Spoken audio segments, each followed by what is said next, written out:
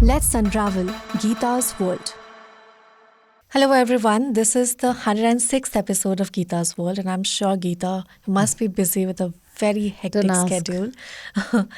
We wish that, Yeah. whatever is happening, and this is not to be a sadist or anything, Anna, but every time on a Friday when we see something, an escalation, Yeah. and then assignment, which is the desk that calls us for our lives and chats and phono, and I'm like, keep the fingers crossed. No commander or leader should die on a weekend. Oh God. Lo and behold, they're all declared dead on weekends. So yes, all my weekends have been ruined for the past few weeks.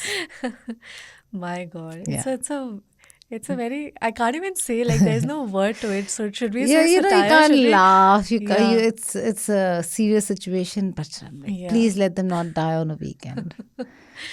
Yeah. So, I mean, much to your, surprise and disappointment. Gaza war. Gaza actually remains engulfed in violence, and Hamas is struggling to regroup itself. But the focus of Israel has now turned northward, actually, to Lebanon, and what we are seeing right now is quite chaotic and quite scary, because just like we are recording on a Tuesday afternoon, and Israeli forces have launched a ground incursion. And yes, and this ground incursion comes after airstrikes that have intensified between the two sides. We saw hundreds of pagers belonging to Hezbollah members detonate, and then just a day later, walkie-talkies also exploded. Hundreds have died. Many thousands have been injured. And above all this, there was a major blow that Israel has struck by killing Hezbollah's leader, who is Hassan Nasrallah, in an airstrike on Beirut. In fact, in India also we saw quite ripples of this conflict when we saw Mehbooba Mufti, the former Chief Minister of Jammu and Kashmir, who cancelled her political campaign, Geeta, to mourn, his death, Nasrallah's death. No, there's a massive population even in Delhi. There were protests at Kashmiri Gate, and In UP the Islamic also. Cultural Center held a condolence meeting where the Iranian envoy and the Palestinian envoy were there. So it's and we've discussed this quite a few times, Anna, when it comes to the Islamic world, the Muslim world. There is a Shia-Sunni factor. So the Shias unite across the world, the Sunnis unite across the world. Right. These are Shia leaders who have been killed. And so you will see a lot of them come out and support. Exactly. I think we'll be discussing that, considering this time, Lebanon and Syria are the most affected regions right now after Gaza, of course. And Lebanon and Syria are... And Yemen. And Yemen, yes, the Houthis. They are Sunni dominated. So how the Middle East is going to be affected by this? There are major players besides Iran, like Saudi Arabia, UAE. So how they are going to see this, considering all these, like, for example, specifically Saudi Arabia, who wants to become like the dominant force in the Middle East. So we'll tackle all that. But first, Geeta, I think many of us are questioning why Lebanon. Why are we seeing ground incursions over there? Besides the fact that, of course, the obvious reason that, Israel wants to, basically affect Iran a lot so that it just gets, blindsided. But apart from that, there are so many Israelis also who were asked to vacate the southern part of Lebanon. So why they are attacking Lebanon, and what is the reason that we are seeing on a Tuesday afternoon that they've invaded, like the ground incursion is taking place right now? Okay, so let's just start with what has happened so far. We have seen Israel after October 7th retaliate and pound Gaza to take out the Hamas. So we were speaking to a few security experts, particularly Rohan Gunaratna, who said that, who explained the three phases of war that Israel is involved in. The first phase is that of crippling communication devices. This is after the Hamas, why and what they're doing, and then I'll explain the expansion of the war theater. Yeah. The first phase, when Israel does what it does, is to cripple the communication links. You saw the pagers, the walkie-talkies, all the communication links either gone, intercepted, disrupted, or tapped. Right? The second stage is to eliminate the second rung and then the top leadership, which means elimination of the commanders. You saw that systemic way of killing, whether it was Ismail Haniyeh of the Hamas or Hassan Nasrallah. And it all began with the second rung first. They got rid of the man commanding the aviation unit, the ground forces, the forces, all of them gone. And then Hassan Nasrallah. The third, and I'm just giving you an example, but that happened with Hamas also. The leadership, the commanders, everybody dead. And Ismail Khan, so they were killing all the commanders on the ground in Gaza. And then when Ismail Haniyeh, they mapped Ismail Haniyeh to the T. They mapped the leadership. They know exactly, this is the second phase, where they're mapping the leadership and then eliminating them. Mapping includes, they know exactly where they're going, their movement, their wives, their mistresses, their children, the clubs they go to, the restaurants they visit, the people they meet. Everything is mapped. The place they stay in, which room they stay in. My God. Which room they sit in. Which room they hold their meetings in. Which car they drive, the convoy, everything.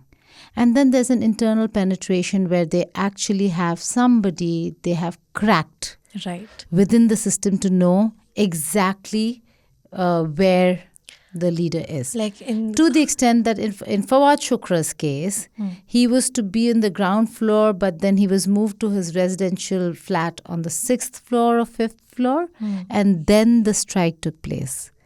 So placing the leader at the very place where the strike is going to take place. So that's your second phase.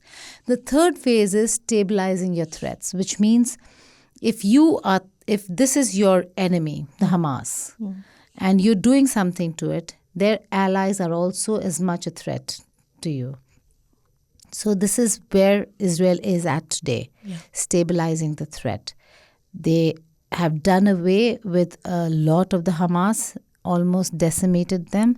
And then they realized that the threat is coming from Hezbollah, from Houthis. So now the third phase is to do away with all the allies of Hamas, which is Houthis. First Hezbollah, then Houthis, and now Syria. And then they're looking at a land invasion, ground invasion.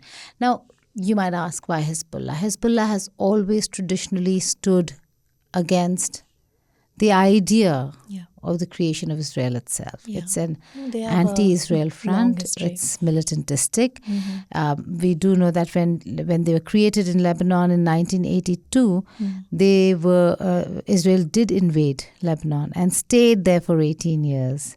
Then a minor invasion again happened in 2006, but they withdrew from there. And when the 2008 exit happened, Hassan Nasrallah and all the Hezbollah took credit for it, that we were the ones who, ensured that Israel is out of Lebanon. Exactly. And now they're looking at yet another ground invasion. Is it going to be temporary? Is it going to be prolonged? We do not know. But a lot of theaters of war have opened up. They've opened up too many fronts. We'll have to see how they deal with it. All this is being done because a lot of support is coming from the United States of America. Right. I mean, they're hailing the attacks. Yeah. Biden and Harris both have. They're also, they have troops in West Asia. They could send additional troops, is what Biden announced only yesterday. And the warship is on standby.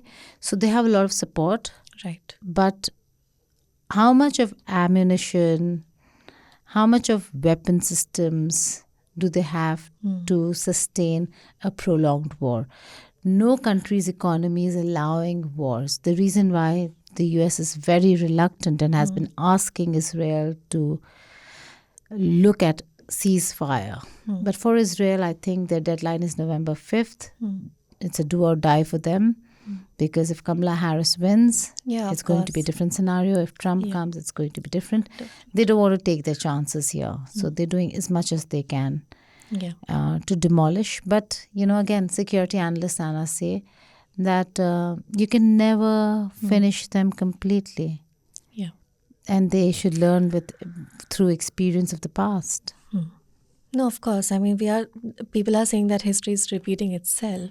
But history also changes a lot, many things. Of course, I mean, not like one army or, one force can be decimated entirely. And also on the fact that, like you said, when you explained the Israeli, their strategy and the stages by which they are functioning. This time, like in Nasrallah's death also, there are reports, I mean, there was an unverified report, a French newspaper, who suggested that the mole who tipped off Israel about his presence was an Iranian, which is notable considering, Iran is backing Hezbollah, although that is unverified, so we can't speak much. But this is how they are functioning, of course, when moles, of course, I mean, You that's cannot work without human penetration. Right. These operations are not carried out without human penetration. Right. I think the next big question, Geeta, is where is Iran right now? Considering like the reports that I have read, they say that, they have highlighted Iran's dilemma over here because we have seen, Ayatollah Khamenei, he said that, he's vowed to avenge Nasrallah's death, and he has said that his death will not be in vain. But let's not forget that Iran is also in a very dire economic situation, and rebuilding Hezbollah under Iran's current, all these economic strain would be no small feat. But then again, Iran also cannot afford to lose Hezbollah right now, as it is its shield in the region, and it's the cornerstone of Iran's alliances in Syria, Iraq, Yemen. But also, like the whole galaxy of allied heavily armed militias around the Middle East, Iran, it's so-called axis of resistance, as it's called. But then, like, why can't we see much? I mean, I think it might be too early also, but it might be also late in terms of how Iran is reacting to the situation. I was watching this documentary which said that I mean, they were dissecting how powerful Iran really is. They said that, there was a political economist who suggested that Iran projects itself to be like really powerful, but if you go within, it's very fragile, it's ruptured. So when you talk about like, okay, this is happening, so Iran will come as a rescue. But will it going to be true that Iran will be the rescue here? Okay, you've asked quite a few questions. Let's begin with where is Iran at? Yeah. Rattled. Iran is quite rattled because it is, for now, looking at forget about everything else that is happening, and that Israel is doing. Mm-hmm. It's the assassinations that has rattled Iran, and is the reason why their supreme leader, Ayatollah Ali Khamenei, has been moved to a safe location. Because they do think, who next? Who next, yeah. And it, in all probability, would be the Ayatollah. Right. So he's been moved to a safe location, according to reports, which means that Iran is indeed quite rattled. Okay? Now, in terms of the dilemma, should Iran enter the fray? For now, Iran was working with the plausible deniability. That they had. That this is not, that they were not directly involved. It does not have an Iranian stamp. It's Hezbollah attacking, Houthis attacking, backed by Iran, supported and aided by Iran maybe, but not a direct stamp.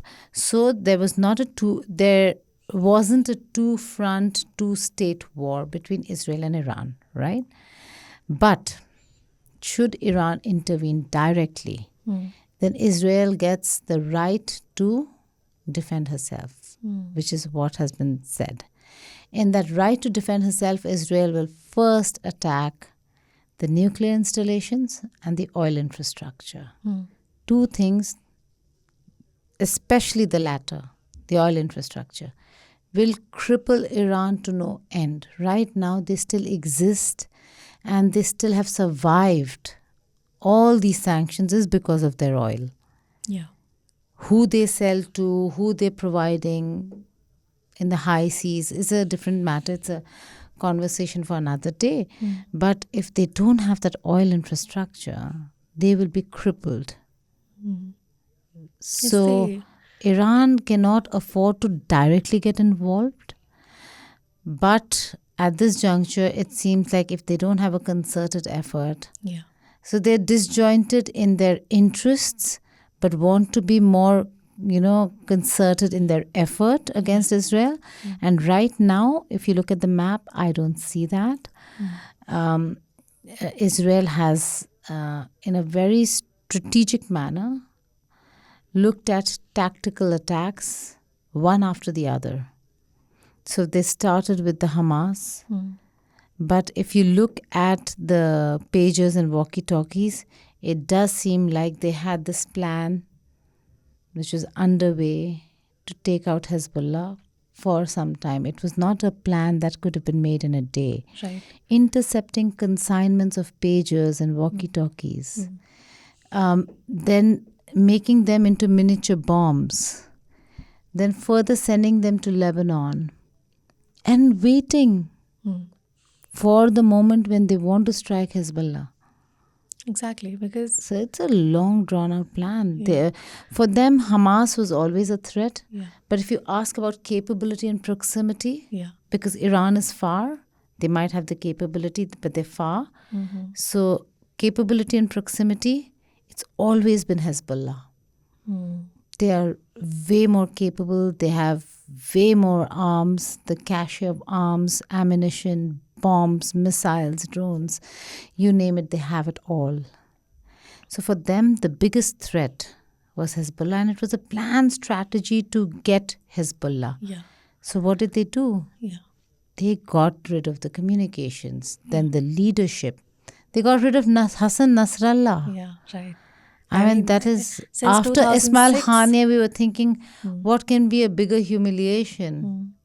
Since 2006, they wanted to assassinate him. And then they've got Hassan Nasrallah. Yeah. So when Netanyahu stands and says to Iran, and again, you made a very important point that Iran is a complicated feature. It's a complicated geopolitical feature because do you know how many people within Iran celebrated Hassan Nasrallah's death? So many of them. Because there's so many protesting the Ayatollah and the clerics. So it's a fragmented society within Iran. Within Iran and within Lebanon also. What did Netanyahu do yesterday? Netanyahu delivered a televised speech for Iranians saying that we want to fight, we should get together to fight for Iran's freedom. Wow. And that's a statement, right? So like militarily he's saying, and politically. That's like a So they're doing what they want to do, but we've been again having this conversation for a very long time, Anna. The idea of proportionality in war, that how many deaths is enough? How many would be enough for should there be an all-out war? And nobody wants war, so they have been saying stop it now. But so Israel is not paying heed.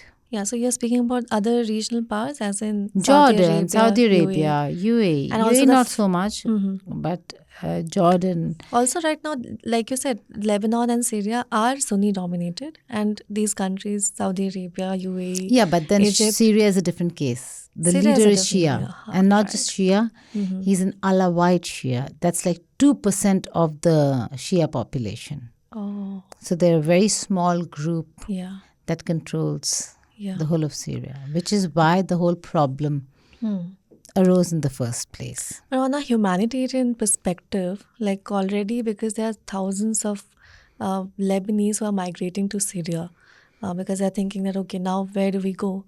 And Syria is already war-torn. Then what happens? Like how, don't you think the other regional powers should, like, of course, should is a very morality-wise question, but like still, I mean, this is like you're creating another Gaza-like situation here, right? No, it has always been very bad. Syria has been under attack for a very long war-torn, time. But now with the influx of the the But they just bombed Lebanese Damascus. refugees. They just struck Damascus. Yeah. So Anna, that was the whole question. I was doing this entire show about the Lebanon crisis, and what's saddest over here, which we've talked about even during the Gaza situation, is just the people. The number of people crossing over, and they're going from bad to worse, or maybe a little better. That's Right. all. Because they're going from Lebanon to Syria, which just means that there is no safe place for a Lebanese national anywhere. Because if you want to move them from there, if even the humanitarian workers want to move them from Lebanon to safety, and they're taking them to shelters created by government in Syria.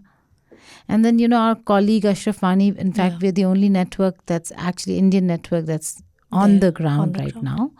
And Ashraf Wani sent a report on currency exchange. And he showed how for every $100, there's this wad of cash, the Syrian currency that they were getting to just go across.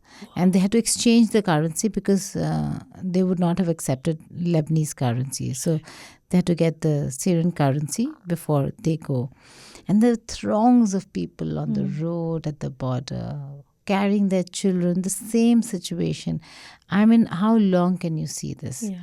And people who think it's going to be over very soon, it's not going to be. You've created internally displaced people. For them to go back to destroyed homes is going to be absolutely impossible till they start rebuilding. When will that rebuilding happen? Who's going to pay for it? Exactly. And then you have an entire bunch of people who are maybe not part of Hezbollah or any terror organization, but are certainly Israel haters today. Yeah. So what will happen to those children who, in their generation, had not seen direct confrontation and war? Exactly. They have now seen it. They're all children of war. So what happens to them? Right. I think these are like very impending questions that The international community has to think about it, Anna. Yeah. Exactly. I mean, Because there is we no are other talking about right solution. now. Yeah. Okay, Geeta. So just lastly, focusing on Nasrallah's death, because I wanted to speak to you because I was having a conversation with a few friends and my family members as well. And they had a similar thought. Like I was seeing a few videos of how Lebanese news anchors, when they heard of his death, they burst into tears, while they were on air. And there's a 3-day national mourning also being observed.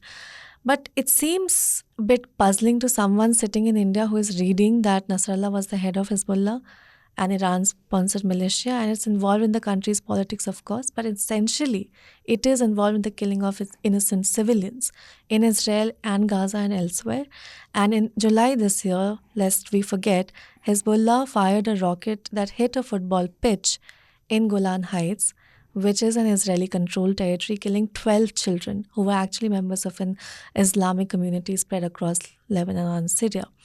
So in a war that is anyways, very ruinous, very pointless, Hezbollah ended up killing 12 of its own children. And yet the country is mourning the death of him, of its leader. Of course, though for us it might be in black and whites, but I'm just saying, what are the grays here? Everything is grey. There is no black and white.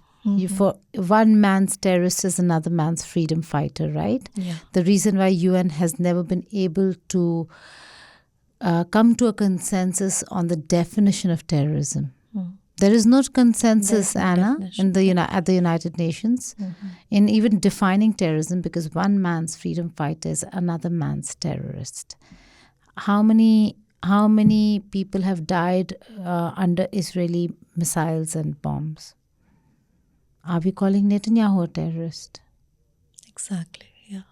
No, I'm not saying I agree with what Hassan Nasrallah did or was, but I'm just saying that there's an ideological warfare, there's a political warfare, and a lot of it has to do with the politics of the land. Right. So let's not forget what the basis of this entire crisis is.